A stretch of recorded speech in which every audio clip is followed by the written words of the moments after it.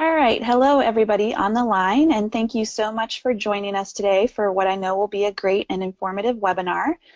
My name is Whitney Miller, and I am a board member of the Women's Veterinary Leadership Development Initiative, and we are very thrilled today to partner with Miss Stacy Purcell of the Vet Recruiter to bring you this webinar on a bulletproof blueprint to advance your veterinary career, the mindset, skills, and action needed in today's market.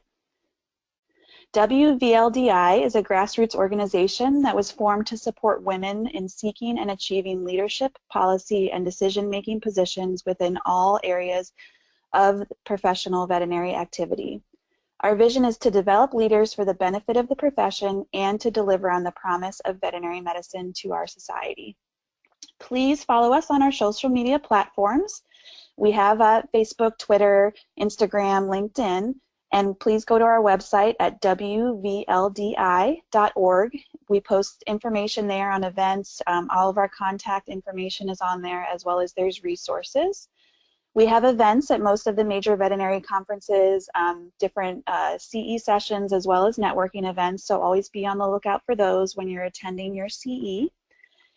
And now it is my great pleasure to introduce Ms. Stacy Purcell. Stacy has over 20 years of experience in executive search, recruitment, and consulting, and works both in the animal health industry as well as the veterinary profession with veterinary practices. You can get in contact with Stacy through thevetrecruiter.com as well as follow their job openings on her website. We will be recording this webinar and it will be available to listen to afterwards online. I myself have benefited from Stacy's insight and help while navigating the career landscape, and she's a great networking contact. And now I will turn it over to Stacy. All right, thank you so much, Whitney, and hello everyone. Good afternoon. I want to thank WVLDI for hosting today's webinar. So I am Stacy Purcell of the Vet Recruiter, and I'm glad that you could join us today for this webinar about building a bulletproof blueprint for advancing your veterinary career. Now, as Whitney said, we are recording the webinar. I do have my slides up. I hope everybody can see my slides. Whitney, are you able to see my slides? Yep, I think we're good to go. Okay, great. All right. Well, as you can see by the title of today's presentation, there are three main areas that I'll be exploring with this webinar. And let me see why my slides are not advancing. Okay, there we go. All right, so the three main areas that I'll be exploring with today's webinar are mindset, skills, and action. And before we get to the first of those areas, I'd like to lay some groundwork. That groundwork takes the form of the challenges that currently exist in today's marketplace. If you want to advance your veterinary career, then you must know about some of these challenges. And there are four main challenges that I would like to discuss today, starting with this one. The fact is that more and more people are competing for the best jobs in the marketplace. And I'm talking about not just jobs in general, but the best jobs. And it is true that the economy has been growing since the Great Recession. It's also true that many of the jobs that were lost during the Great Recession have been replaced.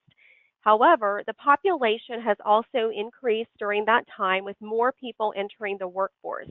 And not only are more people competing for the best jobs, but there are also not only are there more people competing for jobs in general, but there are also more people competing for the best jobs in the marketplace. Now, in my recruiting practice, I work both in the veterinary profession as well as in the animal health industry. And there have been a lot of mergers and acquisitions and consolidations on both sides. In the veterinary profession side, there are a lot of job opportunities right now, even with all the consolidation, because they're not necessarily reducing the number of veterinary clinics after these consolidations happen. On the industry side, there seem to be about half of the companies, especially the large ones, than when I first started as a recruiter in the animal health industry about 20 years ago. And because when consolidation happens on the industry side, they don't necessarily need two sales departments or two marketing departments. They're trying to increase their efficiencies. And so sometimes, unfortunately, people lose their jobs. But not only that, there are a lot of people who are trying to make a move right now from the veterinary profession to working in industry. And so the competition to get good jobs in industry right now is particularly fierce. Challenge number 2 is that some of the most sought after jobs are not posted online. So more people are competing for the best jobs, and the problem is that many of these positions are also not advertised online. And as a search consultant or recruiter, I use those words interchangeably, I have filled numerous jobs before they were posted anywhere online. And if jobs are not posted online, this means that you might not have access to them and you can't apply for them if you're not aware of them. The third challenge is applying directly for jobs, including through online job ads, is simply not effective. Hiring expert Lou Adler wrote a great article a few months ago titled "Why Job Boards Are the Worst Way to Get a Job." In that article, Lou referenced a report from Lever Co., an applicant tracking system, and the report stated that among their clients, only one person out of 150 people found a job by applying directly, either on the company's website or through an online job posting. And this ratio was based on 1.5 million applicants for 15,000 different jobs. So if you see a job online and you apply for it, this means you have a 1 out of 150 chance of getting hired, and that might be if you're lucky. So when you leave yourself at the mercy of job postings, there are many variables that are out of your control. And as we discussed in Challenge 2, some of these opportunities are not posted at all. And this is another reason why relying on job postings alone will only take you so far with your job search and your career. The fourth challenge is that job security is a myth. In today's employment marketplace, there is simply no such thing as job security. And as I just mentioned, there have been countless mergers and acquisitions within the veterinary profession and the animal health industry. And some of these mergers, especially in the animal health industry, have resulted in layoffs. So people have lost their position, and it's not necessarily because of something they did. It was just a matter of the circumstances. So no matter what you have accomplished so far in your career, there are no guarantees that the job that you have today will be there tomorrow. So even if you're happy in your current job, it's in your best interest to keep your options open and to be receptive to other employment opportunities. So now that I've laid that groundwork, let's talk about the proper mindset for advancing your veterinary career or animal health career. And the first step is recognizing that there are two main ways that professionals can grow their careers. The first way is that you can grow your career with your current employer. And the second way is that you can grow your career by finding a better employment opportunity with another organization. Each year, millions of people choose one of these two paths, and it doesn't matter which one you choose as long as the path you choose is the right one for you. So with that in mind, organizations want employees who will do three things, or all three things, or one of these three things. Number one, make the company money. The second thing is to save the company money. And the third thing is to provide the organization some other form of value. It doesn't matter if you want to grow your career with your current employer or with another employer, you must provide value, whether that value is making money, saving money, or other ways of providing value. So let's use the example of growing your career with your current employer. In order to maximize your earning potential with your current employer, you must maximize your value as an employee. And if you take away anything from today's webinar, this is the most important thing I'd like for you to remember, and this is something that you can write down. There is a direct correlation between these two things: the value that you provide to your employer and your earning potential and opportunities available to you within that organization. And two main ways to increase your value is to make your company money and to save the company money. Now, this is one part of the mindset that you should have. When it comes to your career, you must think of your career in terms of adding value to other people first. You must add that value to others before expecting to receive things from other people. Now, this is called the principle of reciprocity. This principle means that when somebody gives us something, we feel compelled to give something back in return. And that is why you should focus on always giving to other people instead of taking. And that way, when the time comes, you will be able to make a withdrawal from their trust bank account. and that withdrawal could be in the form of a job opportunity. Now, I think this philosophy is best summed up with a quote from motivational speaker Zig Ziglar. And he said, "You can have everything in life that you want if you will just help enough other people get what they want." So focus on what you can do for other people and focus on the value that you can provide for them. If you make that your focus and you benefit other people, then what you want will be taken care of. So as we go through this webinar today, I would like for you to keep the principle of reciprocity in your mind and think about what you can do to provide value to other people on a daily basis and what you can do in the future as you pursue ideal opportunities for you. And remember that to get what you want in your career and in your life, you must help other people and give them what they want. The second aspect of the proper mindset for advancing your animal health or veterinary career is the willingness to take risks. Now, you might think that the only time that you are taking a risk when trying to grow your career is when you take a job opportunity with another organization. But that's simply not the case because you still have to take risks to get to where you want to go. And they'll just be different risks than if you decided to pursue a job with another organization. So what are some of the examples of the risks that I'm talking about? Well, some of them could be talking with your current boss about what's making you unhappy in your current job situation, or talking with your boss about a promotion, or talking with your boss about other positions or growth opportunities within the company. Now, as you can see, there are risks involved in whichever career path you choose, either staying with your current employer or making a decision to leave and go to another employer. Now, of course, choosing to grow your career by seeking a job with another organization also involves taking risks. However, sometimes it doesn't just stop with that. There are other considerations involved too, such as accepting a job with another company that could involve more responsibility than what you have right now, or moving to another part of the country to pursue a better opportunity, or even moving to another country for a better opportunity. And I have seen people take risks and be rewarded for taking those risks. I've also seen people that do not take risks and then they become penalized for not taking risks. And it didn't matter whether they were taking risks with their current employer or taking risks by joining a new employer. And I have a number of case studies, and because I've worked with thousands of people over the years, there's many examples that come to mind. But sometimes individuals will tell me, such as this person living in Topeka, Kansas, he said, "I want to take the next step in my career," but he was only willing to work in Topeka, Kansas. So he was choosing one city in the world to live in and ruling out opportunities in any other locations. So he was not willing to step out and take a risk. And I understand that sometimes people can't move and they do have restrictions, but it is very limiting to their career.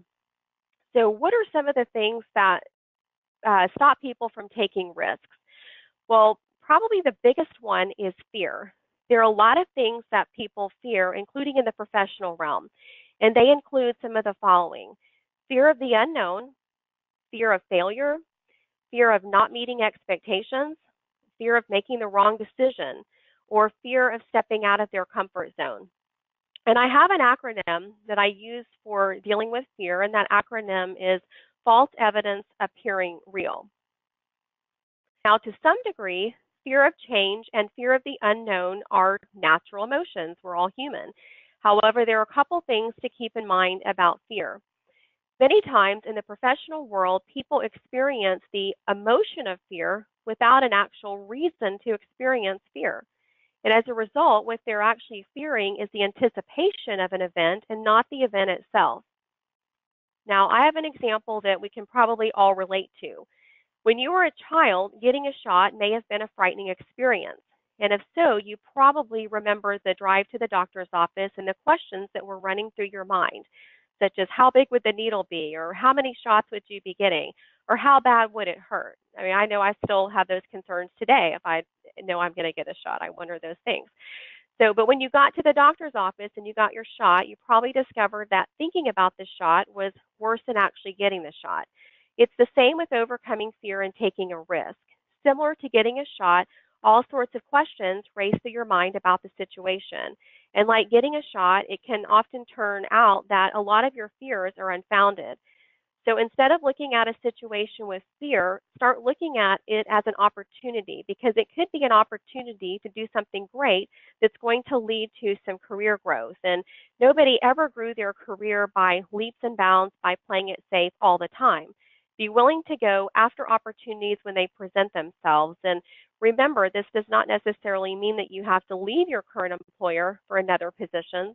You can also seize opportunities there with your current employer, including accepting a promotion or the responsibility to head up a new project. Now, unfortunately, there is a perceived comfort level involved in maintaining the status quo and not taking risks, and there are two problems with this. First of all, none of us knows exactly how everything is going to turn out. It's just not possible. None of us have a crystal ball. And second, by being resistant to change and not taking risks, what you're actually doing is choosing not to grow. And in today's job marketplace, growth is not an option. Growth is mandatory for anybody who is looking to remain valuable and also relevant to an employer, and that includes your current employer. So before you can seize an opportunity, you have to be willing to recognize it as such. And if you view an opportunity as a risk, then you're less likely to seize it. And I have many stories that illustrate what can happen when somebody views an opportunity as a risk. For example, I was at a veterinary trade show and I ran into somebody that I know, and this person ran a large organization and has seen a great deal of things over the years. So during our conversation, he was telling me the story of someone in the animal health industry, and for the purposes of this webinar, I'll refer to that person as Joe. So according to this individual, this coworker, this colleague that works in his organization, Joe, has been in the same function for his entire career, doing mostly the same thing year after year after year. And Joe was once given the opportunity to learn another area of the business, but he turned down the opportunity, which he now regrets. So now Joe is stuck in the same role and the same function in his company's business, and as a result, he feels pigeonholed. So not only that, but Joe's company does not view him as a risk taker or as someone who has experience in any other area of the business other than his department. So Joe now is no longer a spring chicken, and so he expressed concern to my friend that other companies are not willing to take a chance on him, and this current company is not willing to take a chance on him anymore because they had offered him an opportunity in the past and he turned it down. So Joe now feels stuck to ride out his career in the same position with the same company, and that's not actually what he wants. So I called Joe, pigeonhole Joe. In another situation, I called an individual about an opportunity with one of our clients, an opportunity that was better than the position she currently held. And what made it better? Well, one, it offered more compensation and greater responsibility. It was also located geographically in an area where she said she would rather be. It was closer to family. And she was going to report directly to the head of the business unit. At her current position, there were 3 people between her and the business unit head. She did agree to go on a face-to-face interview, and following that interview, my client was very interested and wanted to move her forward in the interview process. However, she declined to go forward, and she said that she was intimidated by the role, and she said she was afraid that she would not meet my client's expectations. The hiring manager, on the other hand, could not disagree more. The manager was very interested in this person and was disappointed that she did not want to move forward. And she was already on the short list of candidates and had an excellent chance of receiving an offer of employment. And I told her she was selling herself short. But she allows fear to dictate her actions, or in this case, her inactions. But the reality of the situation is that she is paid less than her peers. And I know that because I've talked to most of her peers and I know that they're paid more. She's allowed herself to get stuck in her current position, which is offering limited opportunity for growth. So she had an option, better option, but she rejected it before she had a chance to see where it could go. She turned it down before she even had an offer to consider. And situations like this one are why I tell people that when it comes to turning down a job opportunity, There is really nothing to turn down unless you literally have a job offer in your hand, because it costs nothing to investigate an opportunity, and what if that opportunity is better than the one that you have right now? And you will never know unless you at least have an offer to consider. And actually, if you don't have the offer in hand, then there really is not a decision for you to make. You're really turning down the idea of an offer and not an actual offer. Now, think about these examples for a moment in terms of your career and your current job situation. Do you look for opportunities? Do you see them as opportunities, or do you see them as a risk? And are you seeking to grow, or will you end up being like my example of Pigeonhole Joe? So we'll talk more about fear later, but I want to move on to the second part of our webinar, and that part is the specific skills that are the most valuable to employers. There are basically two types of skills that organizations look for in potential employees. Those types of skills are hard skills and soft skills. And before we go any further, let's define these two terms. Now, hard skills possess the following two characteristics. They are teachable skills, which means that you can learn them. You can either teach yourself, other people can teach you, or both. And secondly, they are quantifiable. This means they produce quantifiable results, and you can be graded and evaluated for your ability. Soft skills, on the other hand, refer to skills that involve the way that you interact with other people, specifically your boss, your coworkers, your customers, your clients. Now, soft skills are also referred to in other ways, one of which is people skills, which you've probably heard before. There's a weird buzz on the line. Okay, it just went away. I don't know what that was. Okay. Hard skills possess the following two characteristics. Like I just said, they're teachable skills and they're quantifiable. Soft skills, on the other hand, refer to skills that involve the way you interact with other people. So like I was just saying, your boss, your coworkers, your customers. They're the people skills. Now, it doesn't matter necessarily if a skill is hard or soft. It has to do one of the three things that we discussed earlier in the webinar. You need to be able to help the company make money, save the company money, or provide value in some other way to the company. It all comes down to value. The skills that employers want are the ones that will provide them with tangible value of some kind. If you can't offer that value to employers, they will be less likely to want to hire you. A lot of professionals have the same hard skill set. I'm hearing that buzz again. I have no idea what that is. But that hard skill set equates to a certain amount of value. So the question becomes, how do you set yourself apart from everyone else? And that answer is with your soft skill set. Okay, so the soft skills that are the most valuable are called transferable skills. These are soft skills that can be applied to a number of different areas within the specific industry, and they can be transferred from one career to another. And that's not to say that you're looking to get out of your current field of expertise, but if transferable soft skills have that kind of power, then they can help you a tremendous amount. So as an example, let's say that you and another candidate are competing for the same position, and both of you have about the same level of hard skills and the same amount of experience, then soft skills will break the tie. And actually, transferable soft skills will really break that tie since they make you even more valuable as an employee. So the goal is to have as many transferable soft skills as you can, and they make you more valuable to your current organization, and they will make you a more attractive candidate to other organizations once you make the next move in your career. So we'll now take a look at 4 main transferable soft skills, and I got one slide ahead here. The first one is communication. The ability to communicate well is not just a valued skill in the employment marketplace, it is a cherished skill. And that is because miscommunication can be a destructive force within the workplace.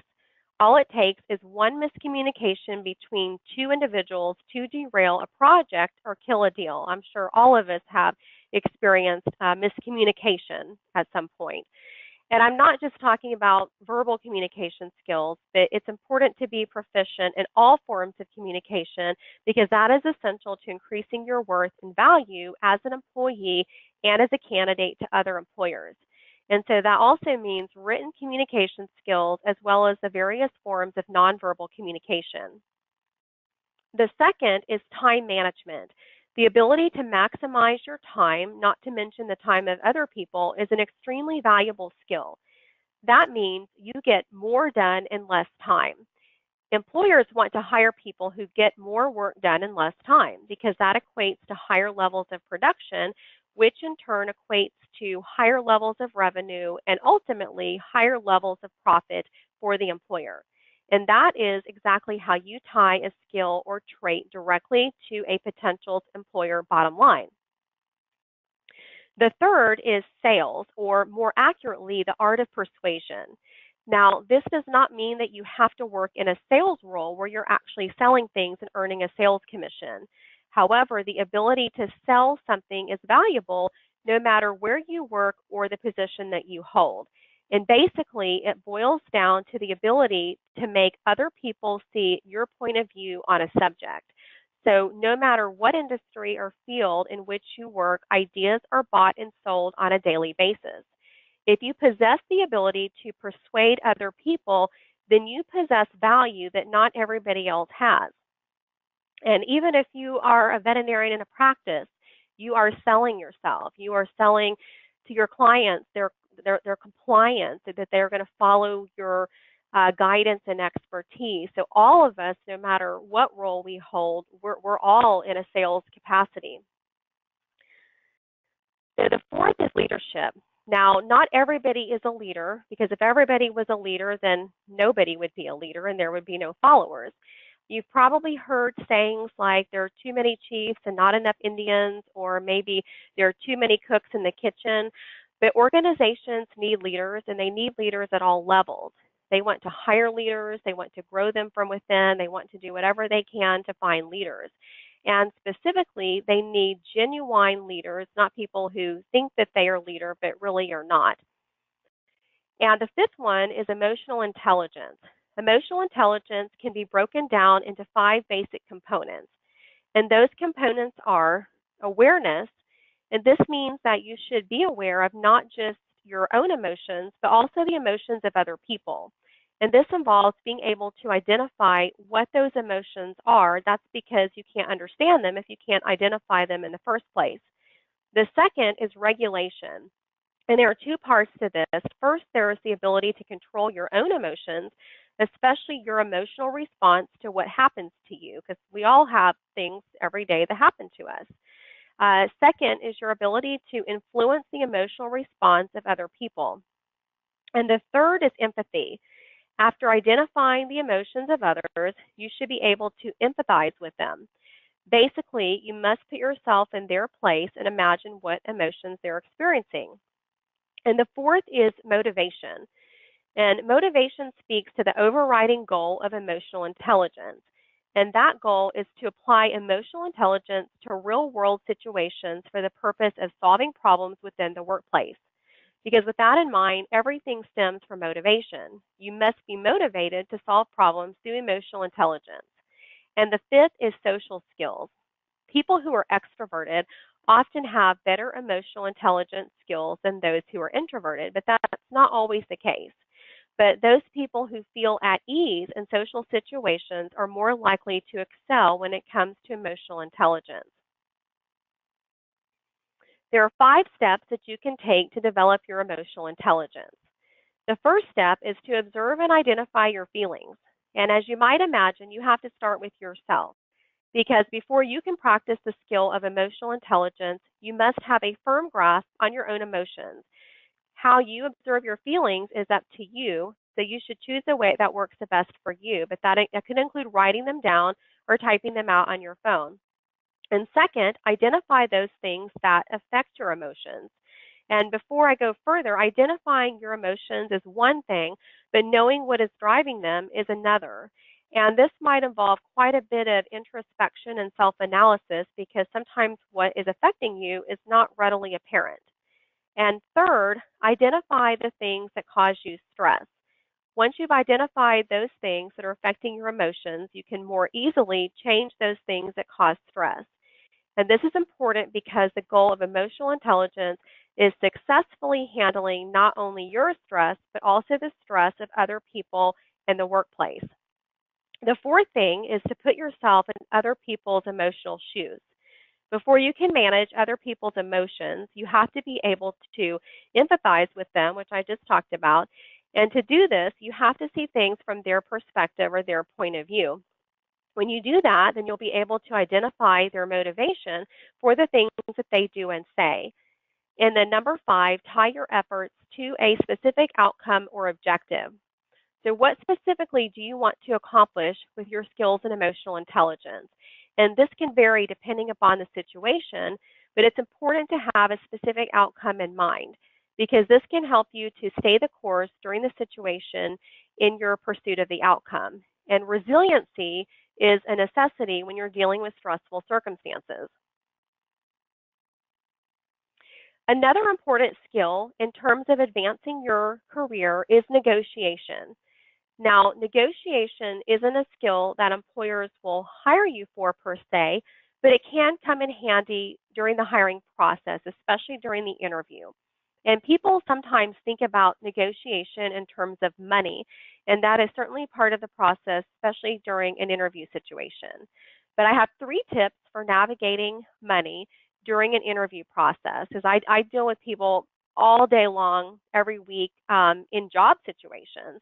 And a big part of that is getting to the end of the process, and then it's time to negotiate an offer. So one of the things that I tell candidates who are going through a job interview process is do not talk about money too much. If a company is going to offer you a job, then the subject of money, it will come up eventually. And the purpose of going to an interview is to get a job offer. You don't want to jeopardize your chances of getting a job offer.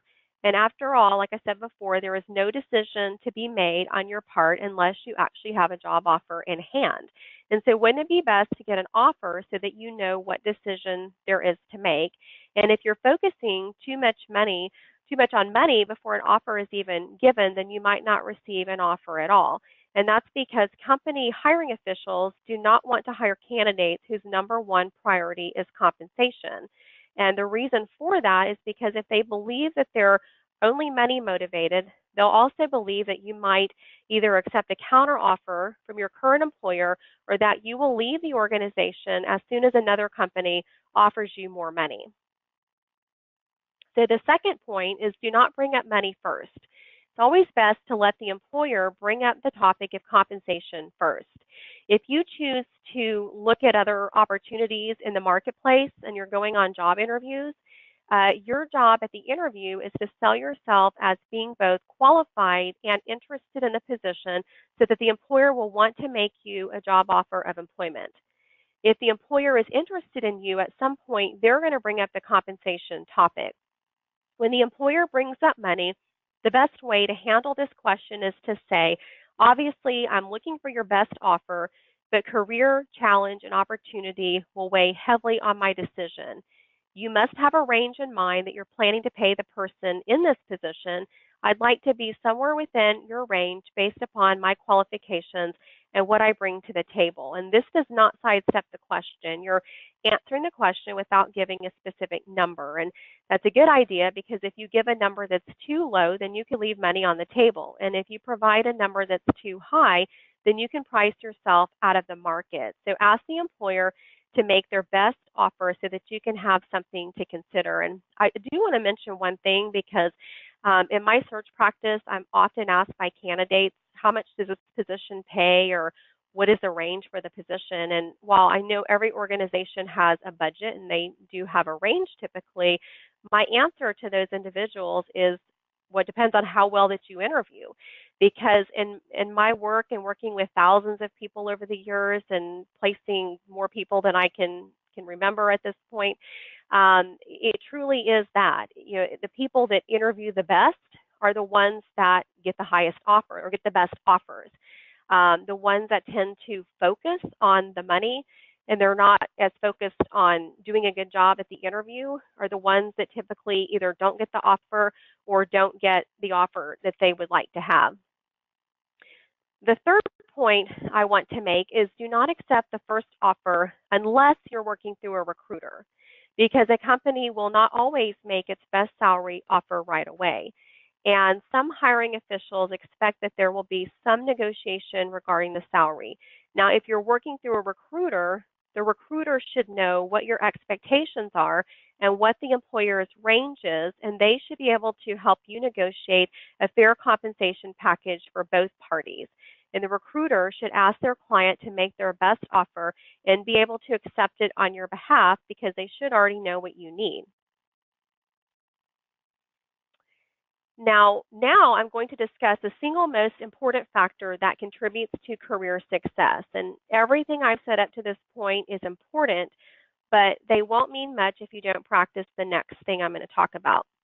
The most important factor that contributes to career success is being open to opportunity. During my more than 2 decades of working as a search consultant, I have literally spoken and worked with thousands of professionals. And during that time, I have learned there are 2 kinds of people. There are those people who are open to opportunity and people who are not open to opportunity. And here's something else that I've learned. The people who are open to opportunity are typically more successful in their careers than those people who are not open to opportunity. Now, that's not always the case, but it is the case in the vast majority of instances. When I talk to professionals, one of the first questions I ask them is, are you open to hearing about another opportunity at this time? And some people are simply not open. In fact, some are closed and they will say no before they even know what they're saying no to. And I have a case study regarding a situation that happened. I called somebody and I let him know about an opportunity, but before I could even tell him what the opportunity was, he literally said, I am not open to opportunity. And I thought, well, now why would he say that before he even knows what the opportunity was? And how did he even know what he just said no to? Now, in this particular instance, I knew the person involved. I had observed and been following his career for about 10 years. As a result, I knew that the opportunity that I was presenting was a higher level position than the position he currently held.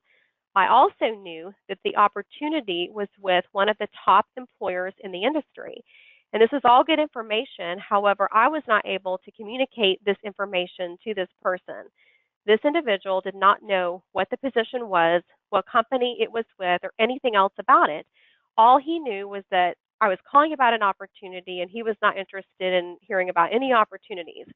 Now, I do believe this. I believe if he had listened to what the opportunity was, he might have very well been interested because it was a more prestigious role with a more prestigious company in the profession. And I thought, well, what part of that is not interesting? One of the most successful people that I know within the animal health industry told me that early in his career, his mentor instructed him countless times to never say no to an opportunity without first hearing about the opportunity. And his mentor told him to always be open to at least hearing about the opportunity, and then it costs you nothing to listen. So that brings me back to those people that I have encountered who are open. When I ask the question, are you open to hearing about another opportunity at this time? Those people who are open usually say one of 2 things. They usually say, yes, I'm open to hearing about it, or yes, and what kind of opportunity do you have? Or tell me more about this opportunity. And all of these people are agreeing to is hearing about what the opportunity is and then deciding whether or not they're interested. What they're not doing is committing themselves to the opportunity. And they're also not saying, yes, I'm ready to resign from my current employer today and leave tomorrow to take this opportunity. What they're really doing is creating some options for themselves. And more options are good, and then you're free to choose whatever option is best for you. Now, basically, these individuals have created the following options for themselves. They can listen to the opportunity and then decide that they do not want to move forward, which is fine. Or they can listen to the opportunity and decide that they do want to move forward because they believe it's going to enhance their career and progress them forward. Now, if they choose option 2, they still have options from which to choose. They can later decide that they're no longer interested in the opportunity as they get further into the process if they believe it's not better than the position they have now. Or they can later decide that they're still interested in the opportunity if they believe that this is in fact better than what they have right now. The bottom line is that people who are open to hearing about a new opportunity, they're giving themselves options. And as a result, that is why they enjoy more success in their careers. Being open to opportunities is one way to be proactive. And when it comes to your career, it is much better to be proactive than it is to be reactive. And we've already discussed the challenges that exist in the marketplace, including the fact that job security is a myth. And that's why it's important to be proactive. I'd like to reference a book that I highly recommend. It's Dig Your Well Before You're Thirsty by best-selling author Harvey Mackay. And this is a book that every professional needs to read because by most estimates, you can only live about 3 days without water. So in a literal sense, you have to dig your well before you're thirsty, or you could run the risk of death. And I know that's an extreme example. But in the figurative sense, when you are unemployed, you probably need a job right now. However, just like digging a well, it's going to take some time to find a better job. A job is not going to just fall into your lap just because today you find yourself unemployed. The worst time to look for a new job is when you find yourself unemployed. And the best time to look for new opportunities is when you have a good job, because then you can strategically advance your career forward and you have more leverage in that situation.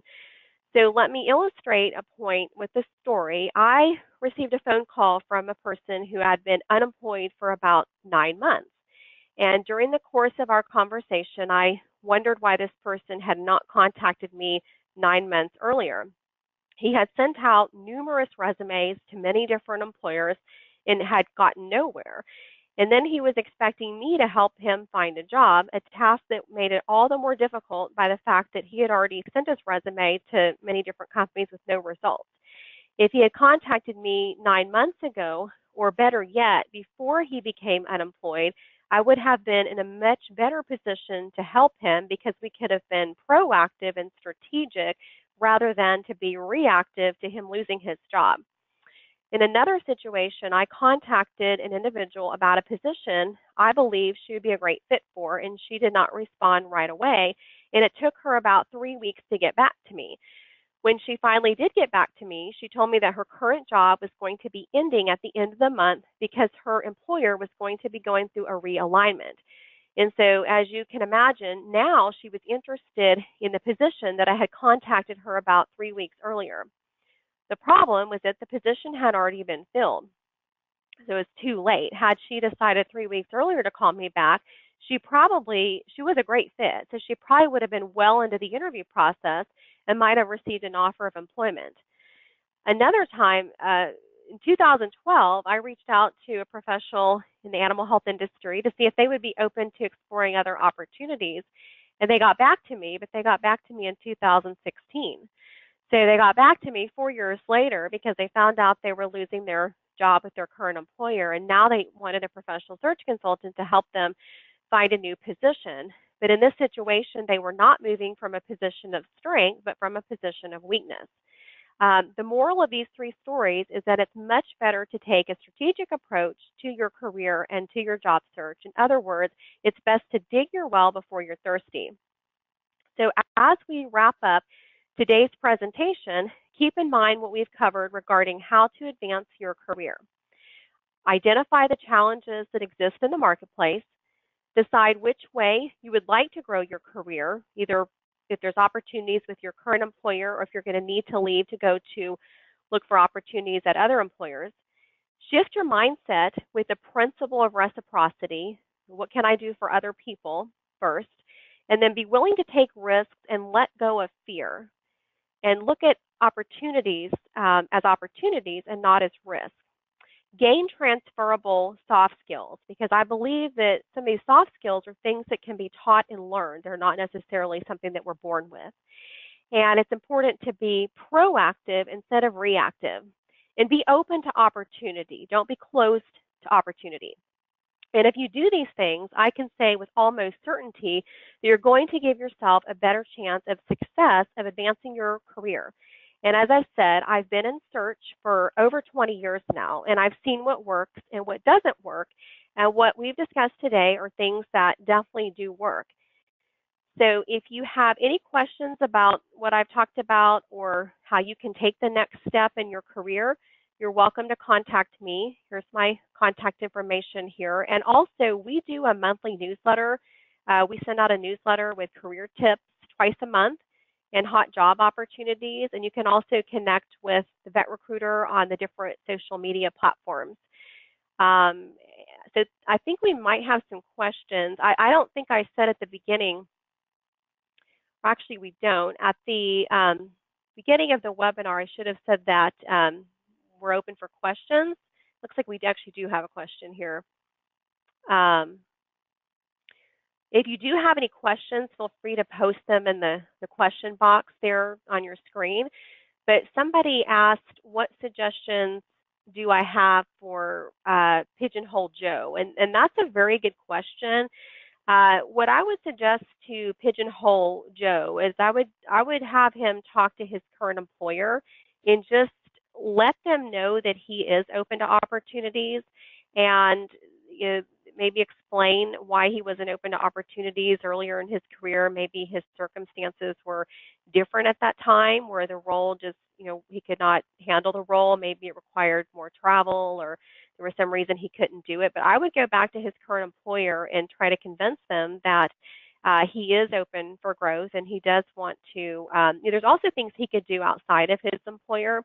He could take classes. He could maybe go back to school, learn some new skills, maybe learn some new technology. But I would first advise him to try to do everything he can in his current employer to try to feel things out and see what there might be available and try to convince them that he is open to career growth.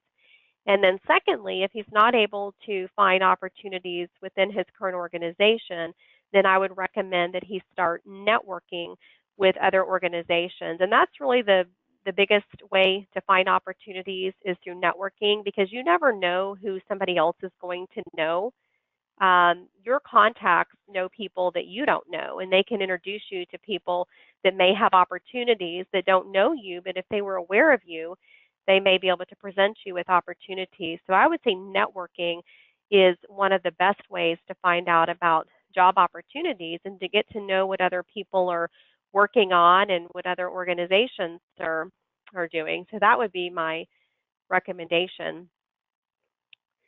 So if you have any other questions, feel free to post them now. I don't see any other questions. Hey, Stacy, it's Whitney. I'm going to ask a question.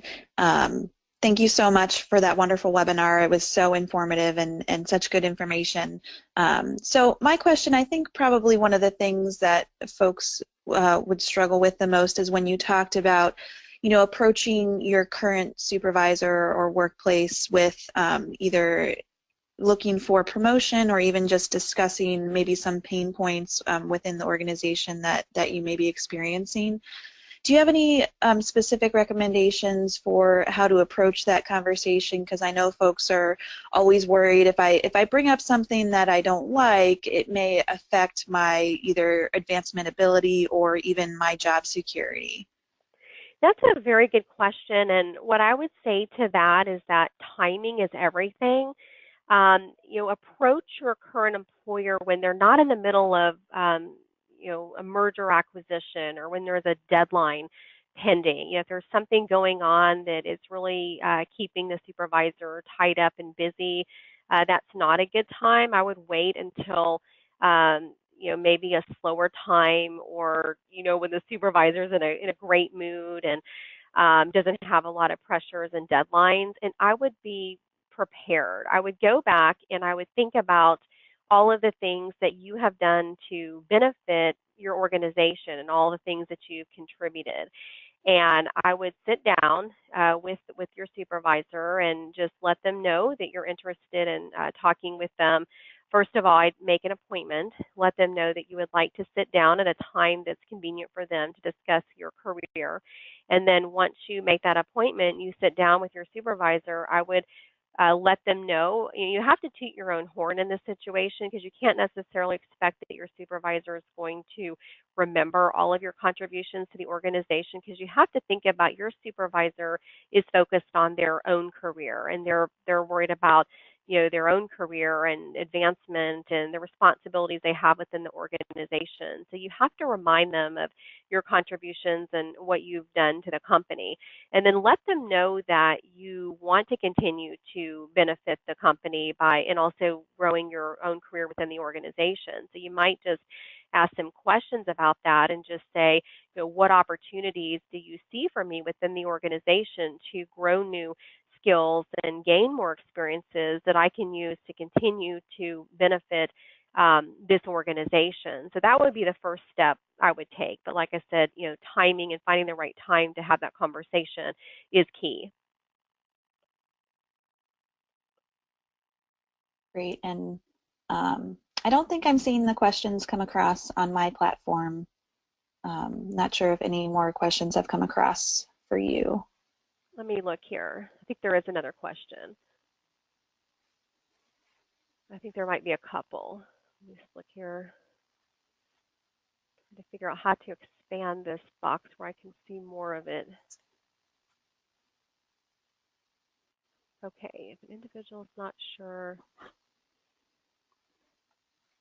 Okay, here's a good question.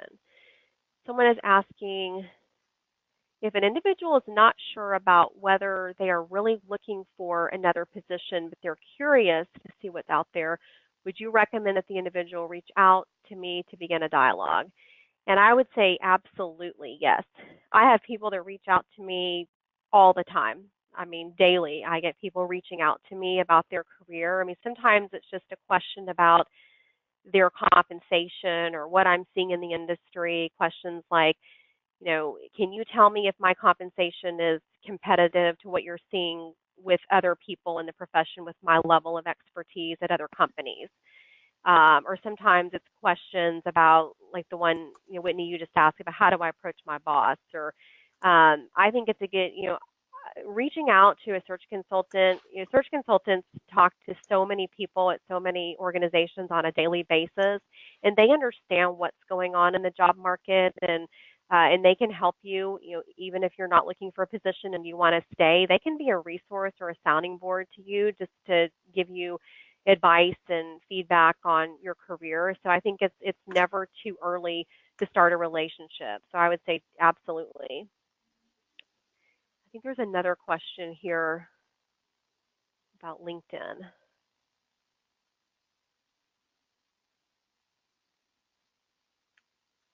Somebody's asking about approaching networking using a marketing sheet like LinkedIn. Not sure I completely understand. I think they're asking about how to approach networking and should you use a marketing sheet such as LinkedIn. LinkedIn is a great tool, and LinkedIn is one of the best ways for networking. You can start with your connections on LinkedIn, and you'll notice that your connections are connected to other people that you might want to be connected with. So you can ask your connections, the people that you know, to introduce you to other people that they're connected with that you want to connect with too.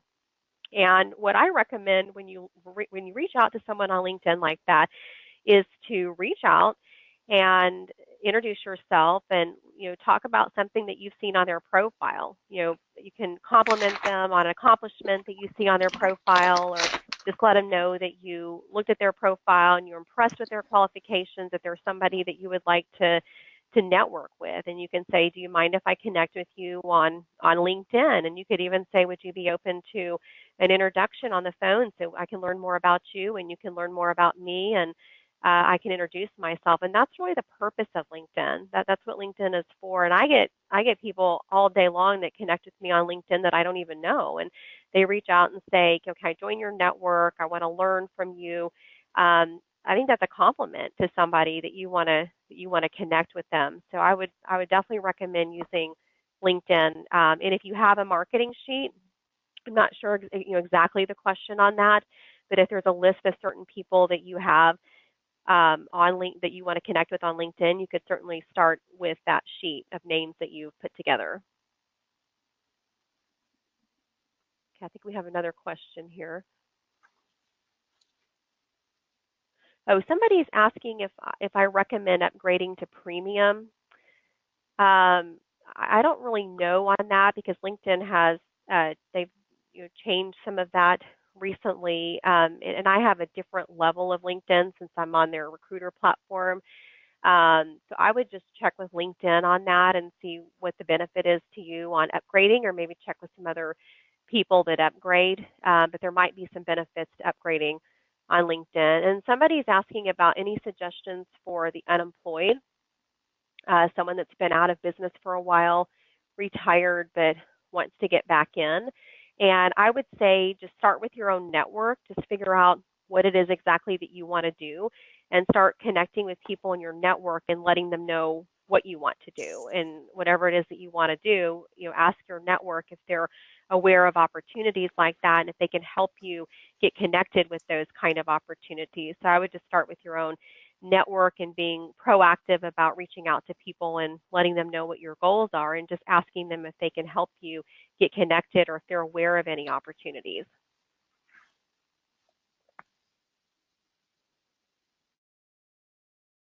And if anybody, that looks like the last question, if anybody does have any other questions after we close here, you're welcome to send me an email.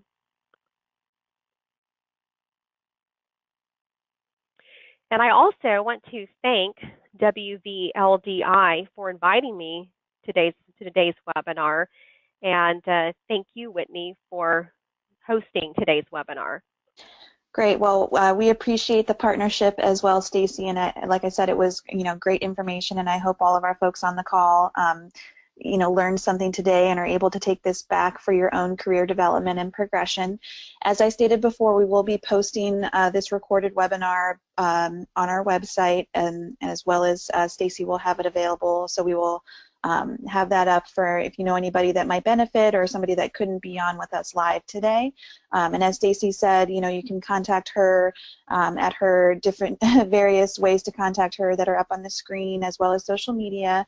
And please also go to the WVLDI website, which is wvldi.org, or any of our social media platforms, and follow us for future webinars or activities at conventions, and just any other resources that we may have. And always contact us if anybody out there needs any support or is interested in leadership within the profession and wants to learn more.